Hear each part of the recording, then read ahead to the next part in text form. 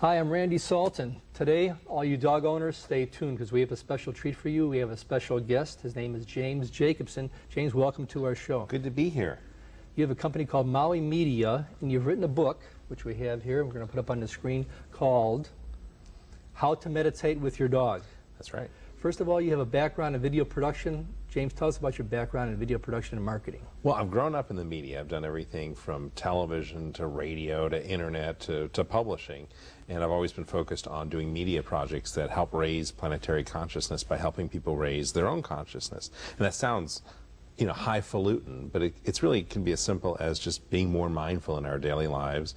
And in the case of this book, it's how to meditate with your dog, how to basically take the love and affection that you have for your dog and turn that into a meditation practice.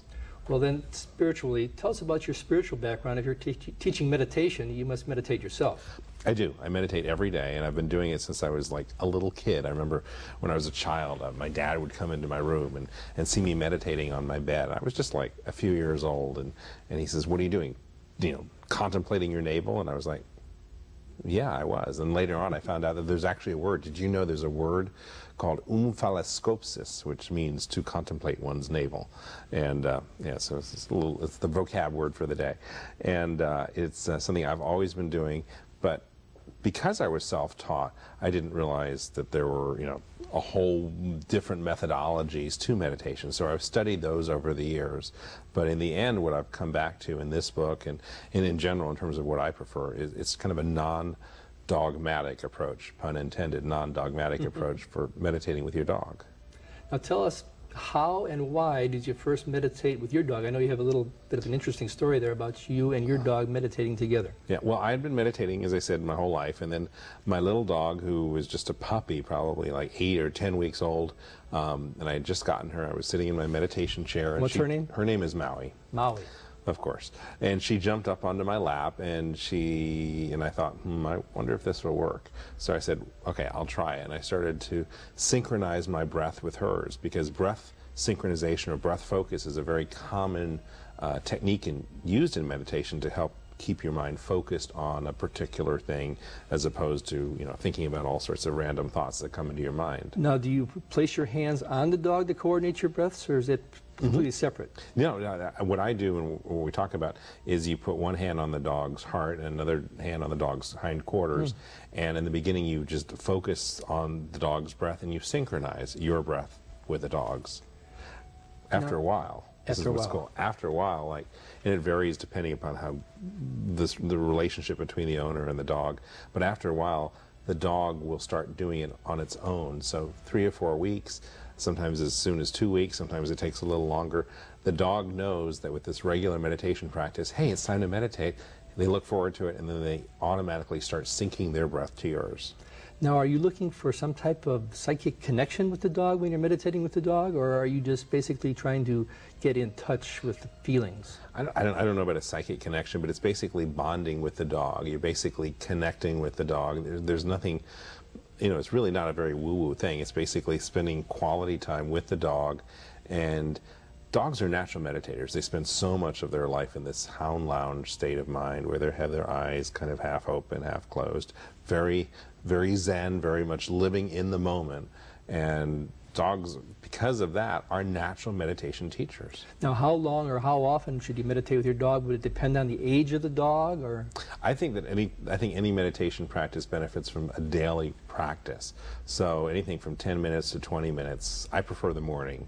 But the regularity of doing it and the concept of meditation practice is just that. There's no meditation perfection. There's no one who can be a perfect meditator all the time. So you're just basically practicing every day, and by taking that time with your dog in the morning. Now, of course, we've arranged to have a dog here and the lovely dog owner with us today. We have Huey, the dog, first of all, and his lovely owner, Marcia Lewis. Marcia, welcome to the show. Thanks, Randy. Now, I'm going to introduce you to James Jacobson here, and he's going to talk with you a little bit about Huey and about what you can do to meditate with your dog. Go ahead, James. So, well, tell me a little bit about Huey. We just met in the green room back there, and Huey's how old? Huey, we're guessing, is about 2 years last July. We found him a year ago, October 14th, running scared and skinny on the street. Yeah. diseased, and he's a year older and a little wiser, but he looks like he could use this probably. He looks like he's found a good home to live in. I think he agrees. Yeah. Yes. So, have you ever meditated with Huey before? No, I have just massaged him, but not actually tried to get in sync with his breathing. Well, sit, please. That's the first step, is getting the dog to sit. And depending upon the size of the dog, you either sit with the dog on your lap, like you can do with Huey, or if it's a bigger dog, you would sit on the floor with the dog. The important thing is that you're comfortable, and that he's comfortable, that you guys are both comfortable together. So, in the process of meditating, in the upright, see, we're in a studio here with hot lights and loud noises and things that are going to make Huey go, huh? You can see his ears all perked up. But we want to basically calm down and get you to relax and just put your hand on his heart. Yes, I can feel it. And you want to focus on his heart and his breath. And what we're going to do, Huey, is we're just going to calm down and relax. I'm going to ask you to close your eyes, Marcia, and just focus on your breath and focus on his breath. And what happens is the dog might look around, the dog might be comfortable, but you can kind of see I don't know if you have a close-up on the dog's eyes, but he'll start closing them a little bit and getting more quiet and sensitive and just laid back as you just focus on his breath and synchronize your breath to his. And in the process of doing this, a thought may come into your mind, and as that happens, you just let the thought go away.